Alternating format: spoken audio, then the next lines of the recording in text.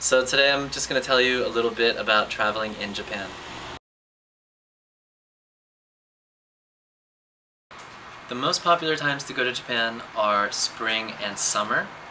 Spring because it's cherry blossom season and the weather is really good. Summer because everyone has summer vacation and there are lots of festivals. It's a really cool time to be there. Fall is also a really incredible time to visit because of the foliage. The weather is also cooling down, so it's really nice. And then I think winter is amazing. Winter, you can go snowboarding, skiing. Japan has amazing mountains. And also, visiting a hot spring in the winter, in the snow, is definitely one of the coolest things you can do in Japan. The most popular places to visit are by far Tokyo and Kyoto. A lot of people also like to visit Hakone, which is near near Tokyo, and that's where you can see Mount Fuji and also climb Mount Fuji if you have time.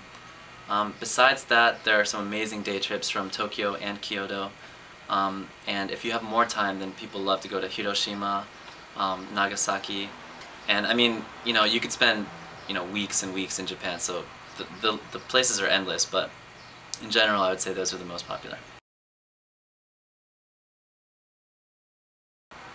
So when you visit Japan, the lodging options are really varied. You can stay in regular hotels, you can stay in Japanese-style inns, which are called ryokan, and there are also, lots of other options. So I definitely recommend that people stay in a ryokan at least once, at least one night.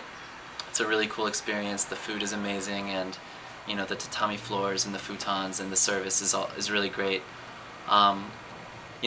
Some people like to do that for their whole trip, but other people like to balance that with Western-style hotels, so it really just depends on what you're looking for.